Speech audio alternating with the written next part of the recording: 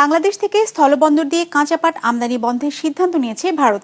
এই সিদ্ধান্তে খুলনা সহ দক্ষিণাঞ্চল থেকে ধসের মুখে কাঁচা পাটের রপ্তানির জন্য মজুত করা পাট পড়ে আছে গোডাউনে। ফলে ব্যবসায়ীদের আর্থিক লোকসানের পাশাপাশি কাজ হারানোর শঙ্কায় রয়েছে কয়েক হাজার শ্রমিক। এস এম মিলনের ক্যামেরায় মোস্তফা জামালের রিপোর্ট। ওয়ালটন এখন দেশের সীমানা পেরিয়ে পৌঁছে গিয়েছে 50টিরও বেশি দেশে। ওয়ালটন, ঘরে ঘরে বিশ্বজুড়ে। দেশ থেকে যে পরিমাণ পাট রপ্তানি হয় তার একটি বড় অংশের যোগান আসে খুলনা সহ দক্ষিণাঞ্চল থেকে। রপ্তানি উন্নয়ন ব্যুরোর তথ্য বলছে, এই অঞ্চল থেকে প্রতি বছর গড়ে 1,25,000 টন কাঁচা পাট রপ্তানি হয় বিশ্বের বিভিন্ন দেশে।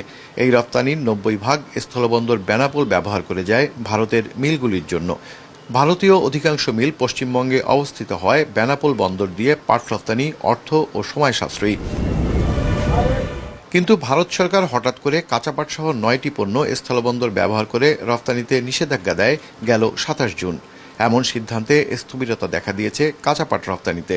আমার 1360 টন কন্ট্রাক্ট ছিল, হঠাৎ করে বন্ধ হওয়ার পরপরই 1 সপ্তাহ 10 দিনের ভিতর 400-500 টাকা প্রতি মনে পাটের দাম কমে গেছে। কমে যাতে দেখা গেল যে আমার 55-60 মন পাট, এই পাট বেল দিয়ে লুজ দিয়ে স্টক আছে। তাতে আমি দেখা যাচ্ছে যে আমি 3 কোটি, 3.5 কোটি, 4 কোটি টাকার একটা ক্ষতিগ্রস্তের ভিতরে পড়ে গেছি। পাট রপ্তানি ক্ষতিগ্রস্ত হলে এর প্রভাব পড়বে দেশের পাট চাষে, ক্ষতির মুখে পড়বে চাষিরা, এমন শঙ্কা জানিয়েছে পাট রপ্তানিকারকদের সংগঠন বিজেএ।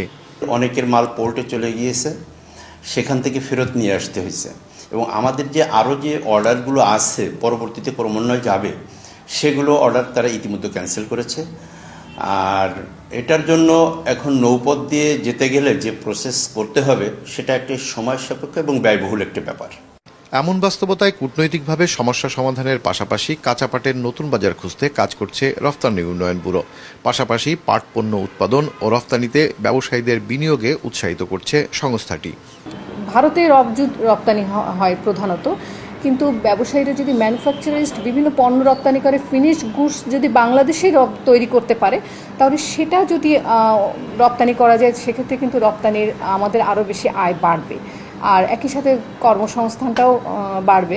তথ্য বলছে, সর্বশেষ 2024-25 অর্থ বছরে খুলনা অঞ্চল থেকে ভারতে 1,06,000 টন কাঁচা পাট রপ্তানি হয়, যা থেকে আয় হয় $8,28 লাখ, যা আগের অর্থ বছরের তুলনায় $1,26 লাখ কম। মোস্তফা জামাল, বিজনেস রিপোর্ট, মাছরাঙা টেলিভিশন।